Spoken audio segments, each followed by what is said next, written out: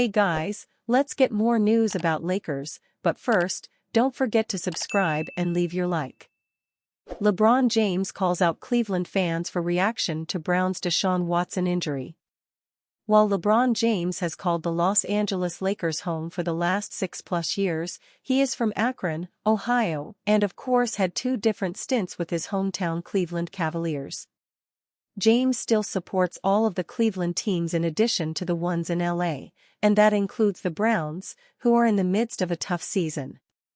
The Browns lost to the Cincinnati Bengals 21-14 on Sunday to fall to 1-6 in the 2024 NFL season, and in the second quarter they lost their quarterback Deshaun Watson to an Achilles injury that will likely end his season. While the Browns traded 3 first-round picks and gave Watson a fully guaranteed $230 million contract in 2022, he has not lived up to the hype, sporting the lowest QBR of all qualified quarterbacks this season before suffering the injury. With that being the case, and coupled with his troubled past, Browns fans have been letting Watson hear it in recent weeks when he has struggled to perform and lead their team to wins. But after the injury, Watson was carted off and was clearly emotional as his teammates surrounded him to show their support. Some fans took that moment to let Watson know how they felt, letting out cheers and boos directed at him. Neither of those reactions are typically appropriate after a player suffers an injury, regardless of how poorly they are performing on the field. Because of Watson's history off the field though, the reaction has been mixed. Watson's Browns teammates expressed their displeasure with the fans that booed, and the same can be said for James, who took to social media on Sunday evening to call out the Cleveland fans. LeBron has a unique relationship with Cleveland fans, having been drafted there and then leaving before returning and bringing the city its first championship in decades in 2016.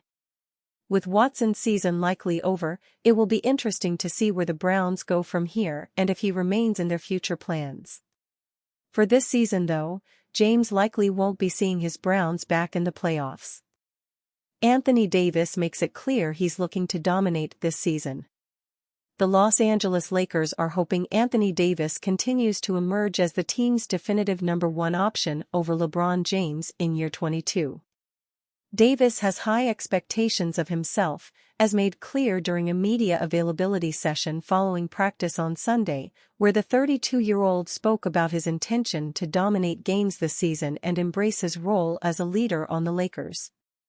Being aggressive down the floor, being dominant every game. Just doing my job, doing my part, we've gotta do what we've gotta do. Taking on the matchups defensively, taking on a role offensively, being a leader of the team, carrying us in games and the playoffs, whatever it takes. We can't rely heavily on our individual games.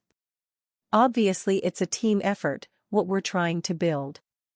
But for me personally, I'm taking it on myself to make sure I'm even better than what I was last year.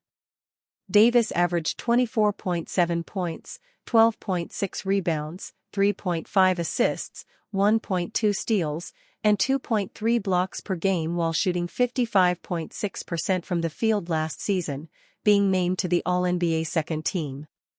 It was his first season alongside LeBron where he was definitively the better player on the franchise, as James averaged 25.7 points, 7.3 rebounds, and 8.3 assists, making the All-NBA third team behind Davis. Despite their combined performances, the team was the number 7 seed and was eliminated in the first round of the playoffs. Davis is putting a lot of onus on himself to be an even better version of the player we saw last season, with a major offensive improvement being what he needs to finally realize his potential as a top 3 player in the NBA. If Davis can perform at that level with LeBron as the second option, the Lakers might surprise a lot of people just like they did in the 2023 playoffs. Davis was not an outside threat for the Lakers last season, converting just 27.1% of his shots on 1.4 attempts per game. He has been a far more willing shooter in preseason as Davis has averaged 4.25 attempts per game on 29.4% efficiency through the 4 games he played. His outside stroke was affected by his increased responsibilities at center for the Lakers in the last 3 seasons, but it seems shooting will once again be a focus area for Davis under new head coach J.J. Redick. He discussed the same at practice.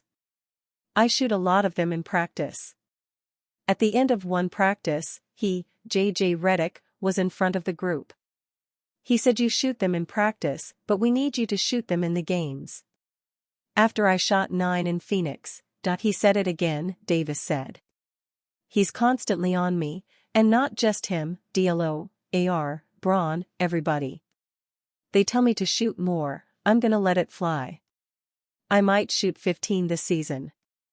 Davis made 4 threes in the first quarter in the Lakers' final preseason game against the Phoenix Suns, dominating offensively with a 35-point and 10-rebound performance in 33 minutes. If Davis is a more reliable outside shooter, the Lakers can commit to playing another center alongside him and finally putting the 9-time All-Star in a position to dominate individually and lead the Lakers to wins. Magic Johnson praises Bronny James after initially dissing him.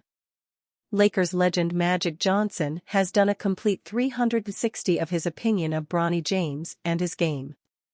Less than a month ago, Magic appeared on Jimmy Kimmel Live and was fairly candid about how he thought the 2024-25 season was going to go for Bronny after he was selected as the 55th overall pick in the draft. "If I'm Bronny, I would tell my dad to just let me play in the G League all season so I can develop," Johnson said on the talk show.